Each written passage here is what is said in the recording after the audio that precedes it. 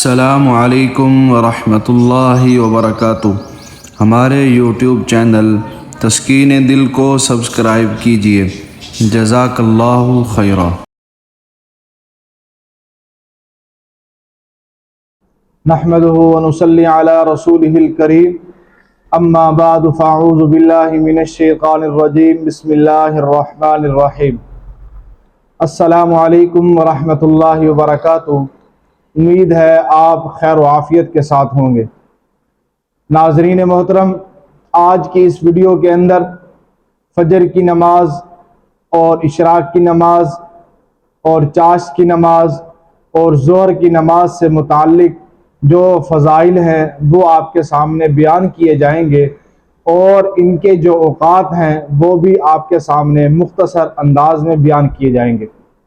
ہمیں بارہا دیکھنے کو یہ چیزیں ملی ہیں کہ فجر کا ٹائم ختم ہو جاتا ہے اور لوگ فجر کی نماز پڑھتے رہتے ہیں اور اس گمان میں رہتے ہیں کہ ہماری فجر کی نماز ادا ہو گئی، نہ انہیں یہ معلوم ہوتا ہے کہ اس کا وقت کب شروع ہوا اور کب ختم ہوا۔ اسی طرح اشراق کا وقت کب شروع ہوتا ہے، کب ختم ہوتا ہے، چاشت کا وقت کب شروع ہوتا ہے اور کب ختم ہوتا ہے، اسی طرح ظہر کا وقت کب شروع ہوتا ہے اور کب ختم ہوتا ہے۔ اسی معاملات کو دیکھتے ہوئے اور لوگوں کے اس تذبذب کو دیکھتے ہوئے ہم نے یہ سوچا کہ چلو اس پر ایک چھوٹی سی ویڈیو بنا لی جائے تاکہ وہ لوگوں کے لیے فائدہ مند ہو۔ ناظرین محترم، سب سے پہلے فجر کی نماز ہے۔ فجر کی نماز کا ٹائم اس وقت شروع ہوتا ہے جب سحری کا ٹائم ختم ہو جاتا ہے۔ آپ اپنے اپنے علاقوں کے اندر مدارس والے اور مساجد والے ایک دائمی جنتری چھپواتے ہیں۔ وہ دائمی جنتری آپ اپنے پاس رکھیں اور اس سے آپ کو معلوم ہو جائے گا کہ کب سحری کا ٹائم ختم ہو رہا ہے۔ بلکہ آج کل تو اور زیادہ آسانی ہے کہ ایسے ایپس مل جاتے ہیں گوگل پر کہ جس کے اندر ہر چیز کا ٹائم بتایا ہوا ہوتا ہے، تو وہ ٹائم آپ کا شروع ہوگی، اس وقت فجر کی نماز پڑھ سکتے ہیں۔ اور یہ کب تک رہتا ہے؟ یہ اس وقت تک رہتا ہے جب تک سورج طلوع ہونے کا وقت نہ ہو جائے۔ جیسے ہی سورج طلوع ہونے کا وقت شروع ہوگا ویسے ہی فجر کی نماز کا وقت ختم ہوگا۔ اگر اس کے بعد آپ نے نماز پڑھی تو یہ نماز آپ کی قضا ہوگی، گویا کہ آپ نے وقت پر اس کو ادا نہ کر سکے۔ فجر کی نماز کے بعد اشراق کی نوافل ہیں جن کی احادیث مبارکہ کے اندر بہت زیادہ فضیلت آئی ہے۔ جو یہ اشراق کی نماز ہے اس کے بارے میں احادیث مبارکہ ہے کہ جناب رسول اللہ صلی اللہ علیہ وسلم نے فرمایا کہ جو شخص فجر کی نماز پڑھے اور نماز پڑھنے کے بعد وہ اسی جگہ پر بیٹھا رہا اور ذکر اذکار کرتا رہا یہاں تک کہ اشراق کا وقت ہو گیا، پھر اس نے اٹھ کر اشراق کی نماز پڑھی، تو اللہ تبارک و تعالی اس کو ایک عمرہ اور ایک حج کا ثواب عطا فرماتے ہیں۔ اسی طرح ایک اور حدیث مبارکہ کے اندر بھی آتا ہے کہ جو فجر کے بعد اس انتظار میں رہا کہ اشراق کی نماز پڑھ کر اٹھوں گا اور اس دوران ذکر اذکار کرتا رہا تو اس کے سارے گناہ معاف کر دیے جائیں گے، اگرچہ سمندر کی جھاگ کے برابر ہی کیوں نہ ہو۔ احادیث مبارکہ سے یہ بات معلوم ہوتی ہے کہ اشراق کی 4 رکعتیں ہیں۔ 4 رکعتیں آدمی پڑھ سکتا ہے، ویسے تو 2 بھی پڑھ سکتے ہیں، 10 بھی پڑھ سکتے ہیں، جتنی چاہے پڑھ سکتے ہیں، لیکن جو سنت ہے کہ 4 رکعت اشراق کی نماز ہے۔ پھر اشراق کی نماز کے بعد چاشت کی نماز ہے جو فجر کی نماز سے تقریباً 2.5 گھنٹے بعد اس کا ٹائم شروع ہو جاتا ہے، اور یہ آپ چاشت کی نماز پڑھیں۔ اس کی 12 رکعت آئی ہیں احادیث مبارکہ کے اندر اور اس کی فضیلت بھی آئی ہے۔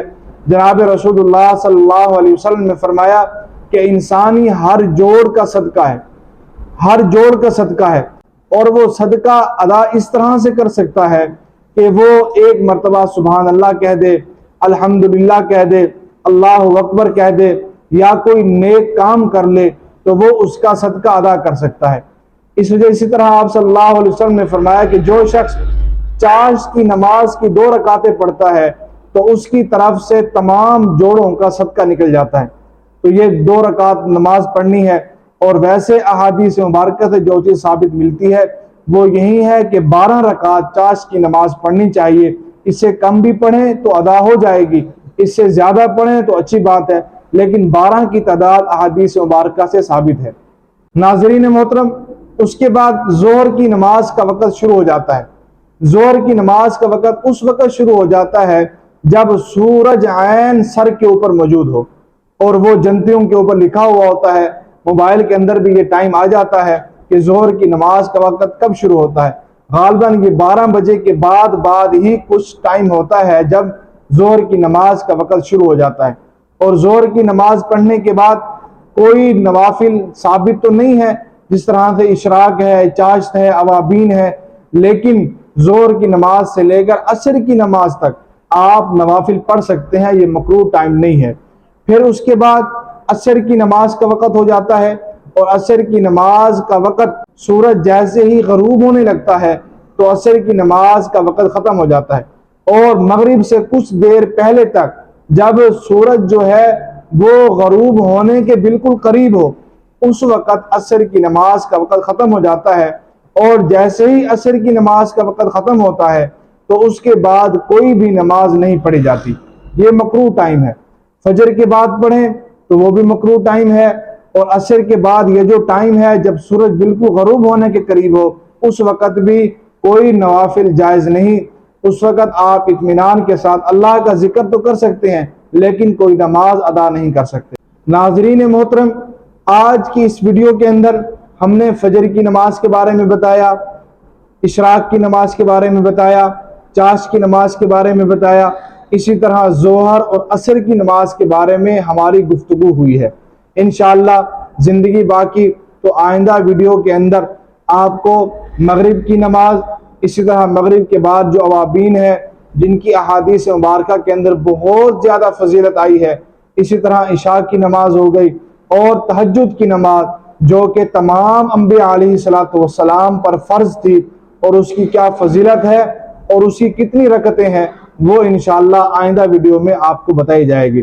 اگر آپ کو ہماری یہ ویڈیو پسند آئے تو آپ اس کو لائک کیجئے اور شیئر کیجئے، اور بیل کے آئیکن کو دبا دیجئے، جب اگلی ویڈیو جب ہم اپلوڈ کریں تو اس کا نوٹیفیکیشن آپ کو مل جائے اور آپ بآسانی اس کو دیکھ سکیں۔ اگر کوئی سوال آپ کے ذہن میں ہو تو وہ کمنٹس کے اندر ذکر کریں، انشاءاللہ اس کا بھی قرآن اور حدیث کے مطابق تسلی بخش جواب دیا جائے گا۔ السلام علیکم ورحمۃ اللہ وبرکاتہ۔